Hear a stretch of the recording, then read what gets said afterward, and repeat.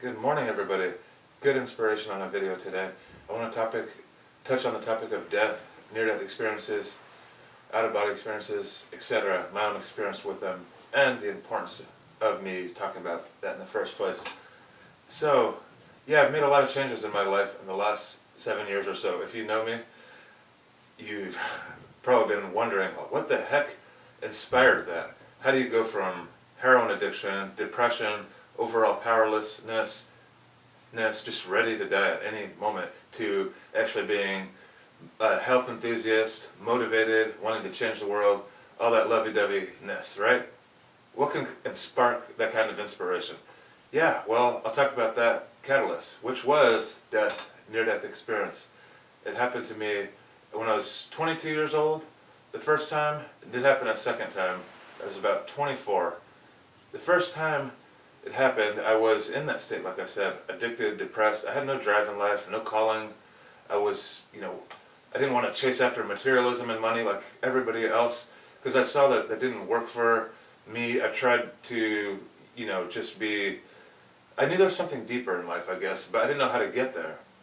So I just said, screw it, I'm just going to give up. There's all this negativity in the world. The government's corrupt. The world, war is going on. So what's the point of trying, right?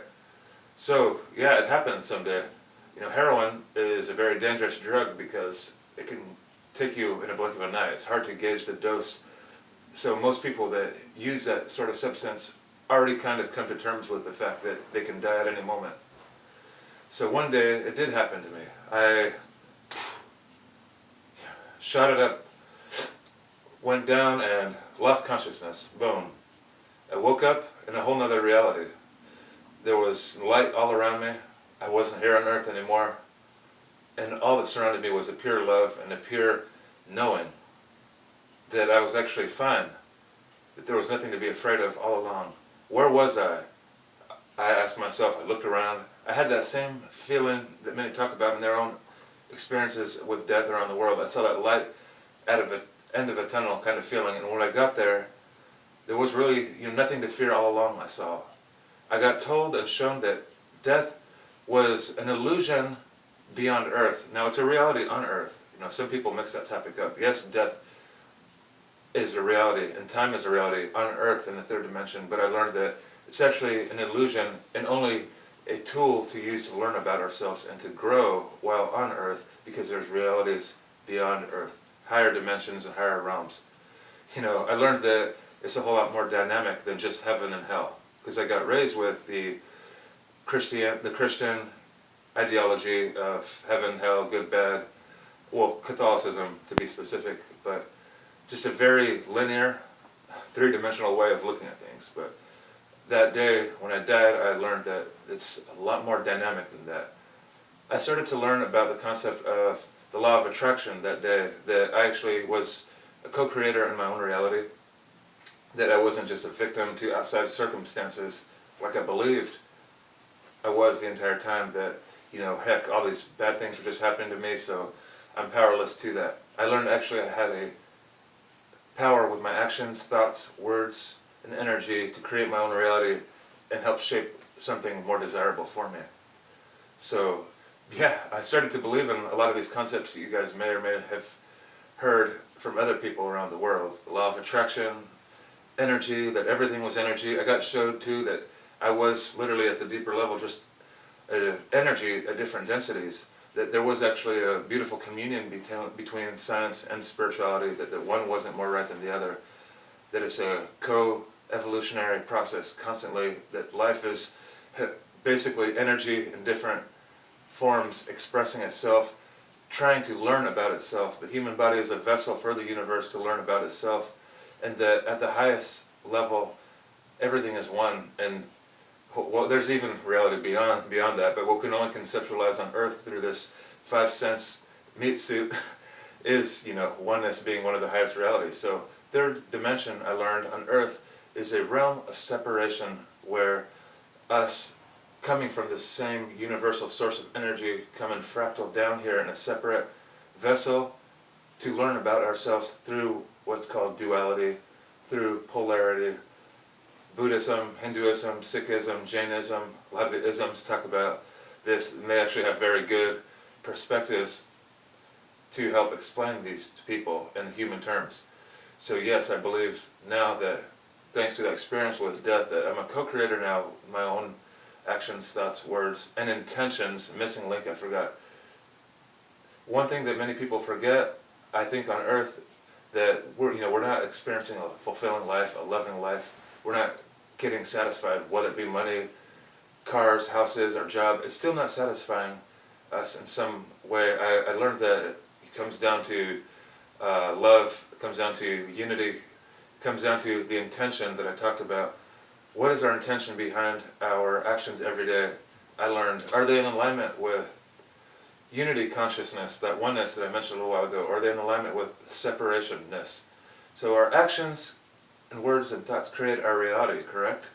So if we're acting with an intention that actually there's separation, it's a dog-eat-dog world, me versus you is a reality, that there's differences, not similarities, then yeah, it's going to continue to keep us locked in a third-dimensional state of separation. And I learned that heaven isn't something that happens after earth, after you die. It's something that we bring onto earth now. So many of us are running, just waiting to die for something to change. But no, actually now, thanks to that experience with death, believing the concept of reincarnation and the power of now, that we're supposed to anchor in these higher dimensional energies now on earth by acting in alignment with more of a oneness mindset, with more of an intent to create and expand as a unity on earth, as a collective on earth, that, our actions affect one another, and they actually do. Our unconscious actions, destroying the environment, whatever it may be, is going to affect our neighbor on some level. It's going to affect our children that we say that we love so much. What are we doing now is the really secret of life. I learned that on that day that I had my close, call with death. I learned that actually I had a purpose on life. Another big thing that I learned with my close call with death and my near-death experience was that actually humans all came here with a purpose. I came here to learn about myself, grow, expand, and help others, another reflection of me on some level, grow and expand as well. I have a valuable toolkit because I felt so powerless throughout my entire life. I felt worthless because society made me feel that way, because you have to grind or die in this society, unfortunately, according to them, to be successful. You have to go put yourself in an unhealthy office environment or just a job that doesn't serve your soul and that kills you and destroys your health slowly so that you can be successful in life. That's why I became an addict. I said, that's not for me. But I learned actually, now that I was able to sober up thanks to that experience with death, that there's a lot more to life than that, that there's a really pure reason we're here. There's a freeing reason that we're here, and it's not in a cubicle prison cell. It's to help one another grow and learn. It's to help this planet heal and evolve, and it's to help create a paradise on earth for our children and grandchildren to live and thrive on, because heaven is a state of mind, and it's how we anchor it in to our lives today. It's what I learned ultimately that day. So that's why I had that spark. I learned that actually just through my experience with addiction. I felt like such a criminal at that time, but actually no, I learned that I had a powerful tool to help people break their own mental patterns in life, to help people overcome addiction, depression, powerlessness, and to help people come into a state of health and freedom again, so we can bring this earth back into a state of how it was meant to be, to where we can live in paradise, peace with humans, animals, and life as a whole, collectively supporting each other's evolution rather than tearing and breaking one another down. Because going back to the oneness mindset, what I learned that day with death is that at the end of the day, my well-being is your well-being. My well-being is an animal's well-being, and it's your partner's well-being. So our actions have to start to reflect that.